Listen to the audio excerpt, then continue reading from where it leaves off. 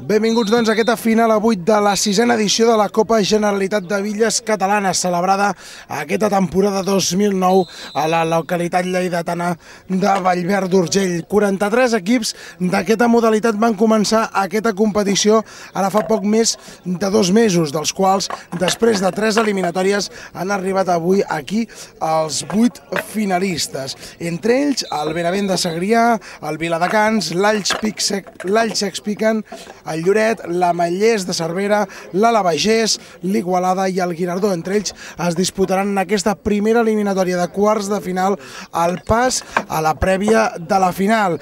3 equips de Lleida, 3 de Barcelona i 3 de Girona. No hi ha representació tarragonina, doncs, en aquesta final de la Copa Generalitat. Celebrada avui, doncs, des del primer moment fins al darrer, avui mateix coneixerem el vencedor d'aquesta sisena edició de la Copa de la Generalitat.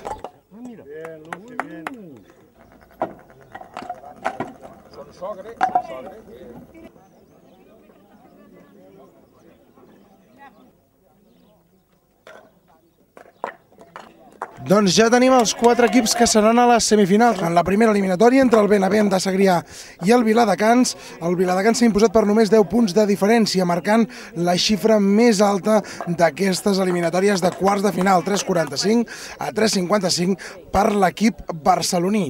En els carrers 3 i 4 s'enfrontaven els 2 equips de la demarcació de Girona, l'Alls Piquen contra el Lloret. Victòria per només 2 punts, per només 2 bitlles per l'Alls Piquen, que jugarà la semifinal contra el Viladecans. Per l'altre cantó del quadrant teníem la semifinal, la quart de final lleidatà i el quart de final barceloní. Entre els 2 equips de les terres lleidatanes, l'Ametllers de Cervera i l'Alavegès, la victòria ha estat per l'Ametllers per 348 a 335. Finalment, en l'enfrontament entre l'Igualada i el Guinardó, la victòria ha estat una altra vegada per la mínima i s'ha caigut en aquest cas pel costat dels de la Noia, 342 a 339, a ser una altra vegada una de les eliminatòries més igualades i sent el semifinalista en què arriba amb menys punts a la següent prèvia. Per tant, recordeu, Viladecans contra Alls Piquen i Ametllers contra Igualada. D'aquestes 2 eliminatòries haurem de treure el finalista d'aquesta sisena edició de la Copa Generalitat.